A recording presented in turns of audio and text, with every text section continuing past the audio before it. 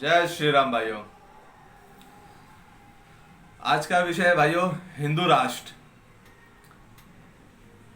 हमारे देश हिंदुस्तान में हर हिंदू जो खुद को सेकुलर ना समझता हो और सेकुलर से बढ़ के अपने आप को हिंदू और हिंदू से बढ़ के अपने आप को कट्टर हिंदू सनातनी हिंदू समझता हो, उस हर हिंदू की इस देश में जितने भी 100 करोड़ से ऊपर हिंदुओं की आबादी है, हर हिंदू की यही मनोकामना है कि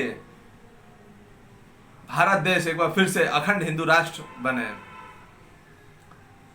हिंदू चाहता है कि अखंड हिंदू राष्ट्र बने, मगर जो सेकुलर दोगले होते हैं वो चाहते हैं कि धर्मनिरपेक्ष देश रहे। धर्मनिरपेक्ष क्यों रहे? क्योंकि इसमें उनकी राजनीति रोटी सेकी जाती है। जब हिंदुस्तान का विभाजन धर्म के आधार पर हुआ तो हिंदुस्तान सेकुलर क्यों?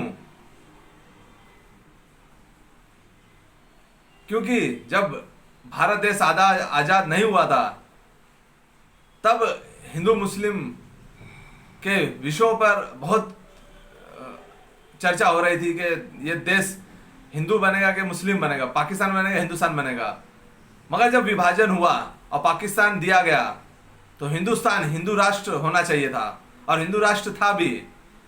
मगर इसे संशोधन कर 1976 में इंदिरा गांधी की सरकार ने एक सेकुलर शब्द डालकर भारत को, हिंदुस्तान को एक सेकुलरिस्ट कंट्री घोषित किया।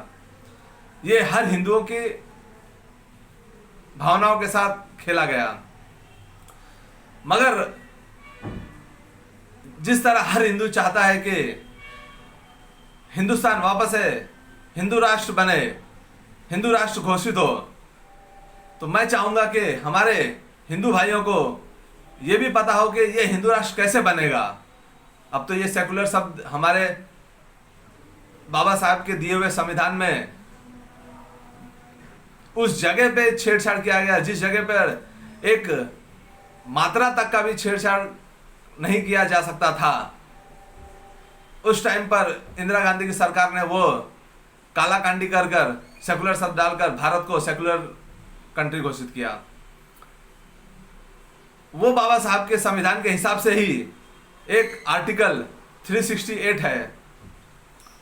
आर्टिकल 368 भाइयों क्या है?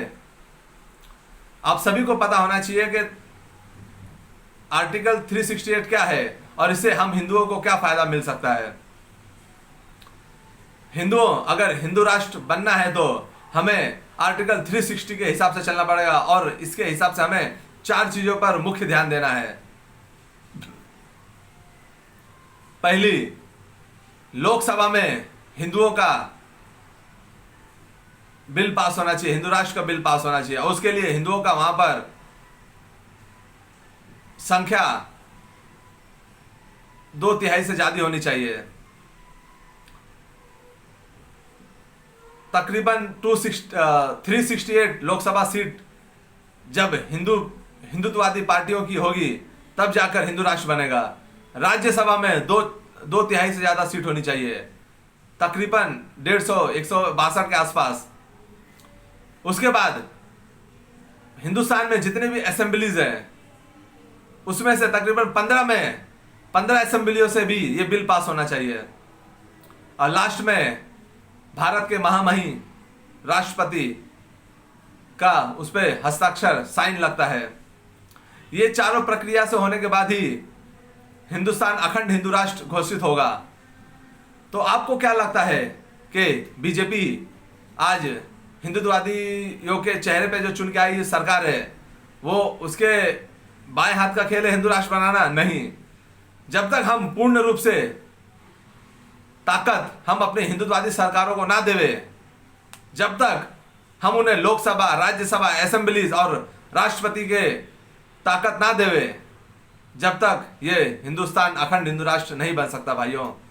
इसके लिए मैं चाहूंगा हर हिंदू अपने हिंदुत्ववादी पार्टियों को समर्थन करे और बीजेपी को दिलो जान से सपोर्ट करके उन्हें आगे बढ़ाए और 368 लोकसभा, राज्यसभा में 162, असेंबली में 15 सीट, 15 असेंबलीज, इन सब चीजों से बीजेपी को सपोर्ट दिलाए ताकि यहां तक बीजेपी का आंकड़ा पहुंच सके। उसके बाद देखना भाइयों, जिस तरह राम मंदिर बाबा साहब के दिए हुए संविधान के हिसाब से बना,